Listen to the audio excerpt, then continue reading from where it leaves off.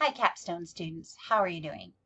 It is August 29th, and I am sending you the weekly news and notes. I have graded everything that has come in so far, so there's nothing left on Blackboard to be graded. I will check again this evening, maybe around 9-ish, and then I will not grade again Capstone until Tuesday. So my plans for this week are to check Blackboard and grade any assignments that are there on Tuesday and on Friday and on Sunday. I am going away for the weekend. I'm actually going to meet my husband who lives in Colorado Springs and I live in Iowa, so not ideal. But anyway, we are going to meet each other for the weekend, so that'll be nice. But I'm still planning on keeping up with assignments because I know that you guys are moving through the benchmarks. So that's my commitment to you guys.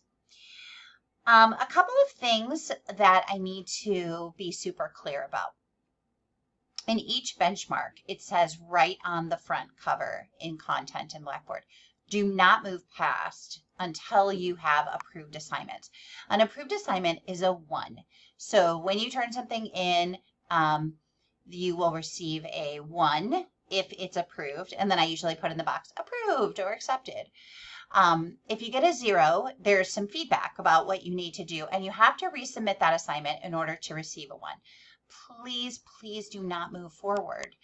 Unfortunately, I have a student who turned in an annotated bibliography but didn't have an approved proposal, and the proposal was not approved. And so the work that was done on the annotated bibliography was a waste of time, unfortunately.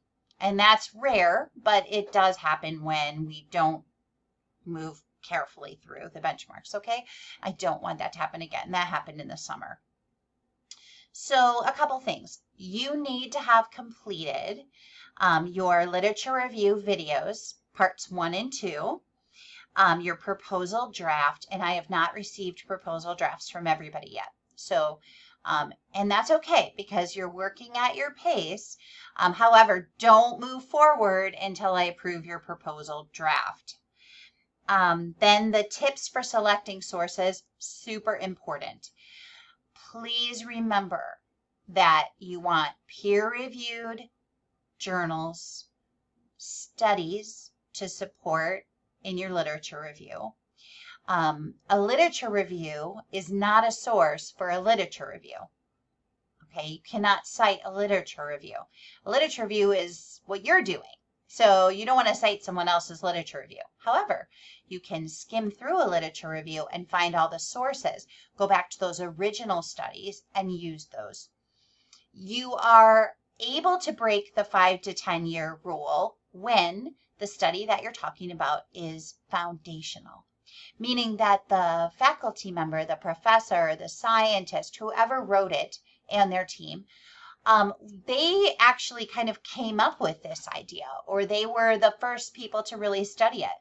And a lot of our educational researchers and theorists from like educational psychology, developmental psychology, educational theory, learning theory, a lot of those early studies are the foundations. And you can use those in your introduction and in pieces of your literature review, but you're always going to state this is foundational research, because when you put a date of 1972 or 1983 or even 2003, 2007, because those are old studies, they can't drive your current research about a topic. However, they are important because they did influence the people that you are going to use. So you can mention those, but you just want to always put a little disclaimer on it in your writing. So there, and then there's also the module that you have to go through. So your textbook for this course is the 3-part video about literature reviews and the module about literature reviews. Why is this important? Because the research class that you took at Northwestern had a lot about action research. It does not have a lot about literature reviews.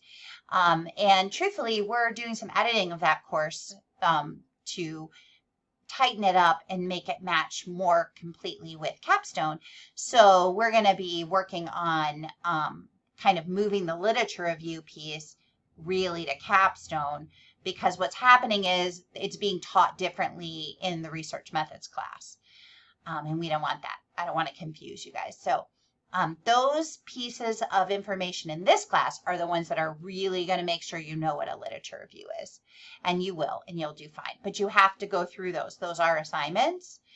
So please make sure that you complete the 3 parts of the video. And it does ask you to click Mark Reviewed after you do, and the module. And it asks you to click Mark Reviewed when you're done. That's benchmark 1. You cannot go to benchmark 2 until benchmark 1 is complete. In benchmark 2, you're going to be completing an action plan. You're going to be completing IRB approval if you are completing an action research project. If you are doing a literature review as your entire capstone, which means a very lengthy 30-page literature review for your capstone project, you do not need to seek IRB approval. The Institutional Review Board, the purpose of that is to protect your subjects and to watch for any ethical issues. Well, there's no ethical issues when you're writing a paper. So if you are doing an action research project, you are collecting data. There are 2 kinds of IRB approval. One is exemption, but it's still IRB approval and still needs approval from the IRB, or the full IRB application. Both of those forms are available there in benchmark 2. It explains the difference. You send those directly to me, not to the IRB. I approve them and then send them to the IRB. I'm actually part of the IRB committee, and so that's great because I'm screening through all of the applications from all 3 capstone classes. So if you are doing action research and you are collecting data and you are using standard educational practice, which means it's something you would just naturally do in your room. It doesn't change at all. You don't need to have parent permission to do it. If you feel that's your study, then you do an exemption request and you submit and you wait until it's been accepted. You cannot collect data until it's been accepted, okay? And then if, let's say, you are doing something slightly different, you have a control group, you've decided to put the children through a different type of instruction than you would normally do. There are 2 groups and one is getting instruction A and one is getting instruction B. If you are going to do interviews and you are going to be sending out a survey or interviewing parents or students, those are not standard educational practices. They are not what you would normally do in your classroom. And therefore, you have to do a full IRB application. You will create consent forms. You will create any statements that need to be made. And that is all explained there. If you would like to have a discussion with me about IRB approval, absolutely send me an email and we'll set up a time to talk via phone. Or we could Zoom as well, okay? All right, so that's for the IRB. Remember, literature reviews as capstone projects, meaning that you're not doing data collection of any kind, or you're doing a school improvement plan. Both of those do not require IRB approval. And then the last thing is the annotated bibliography part 1, and that is also part of benchmark 2. Remember, they have to be studies. You will know that you don't have a study when you can't complete all of the pieces that are in the table, okay? Now, if you're using a government document or a statistical report, you can have a couple of those, especially the introduction. You may find from that you can't fill out that stuff. It's not a study. 1 or 2 of those is absolutely fine. You'll just put not applicable, not applicable. But when I look through them, I look to see how many you have and what the purpose of those is, because you should not have that many. You should not be using books. Books are not peer reviewed. If you're using a book, you can use it, quote it or cite it in your introduction, but that would be it. It would not belong in a literature review.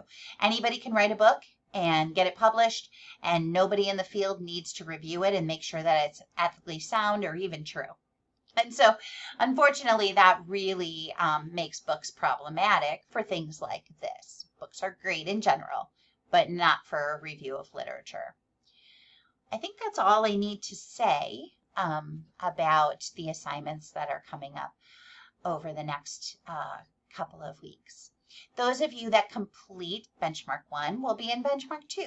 Once you complete the assignments in Benchmark 2, then you will be in Benchmark 3. And if you don't need to be in Benchmark 3 because it doesn't match your type of project, then you very just carefully move through. As far as how everybody's doing, I'm checking on you. So if you're struggling with anything, I do have several appointments scheduled for this weekend and next week to talk to people about the projects. I love to do that. So please let me know. I had a prayer request from a student about a personal matter, and I am praying for that diligently every single day, and even more than one time a day, just as I think of them. If that's something that you need, please let me know, because I would love to and be honored to pray for you if you're having a prayer request. So let's just continue to move forward. The school year has started for most of you. You're deep in the thick of it. And so I understand if you're feeling a little stressed or stressed out. I mean, I certainly had a very busy week getting our undergrad students rolling. But anyway, reach out to me and let me know. And that's about it. So you're going to have a great week. And for many of you, you're going to have a wonderful and restful holiday weekend. Hopefully you'll be able to take some time off just to relax with your families or your friends. Alrighty, and that's it for the day. Thank you so much.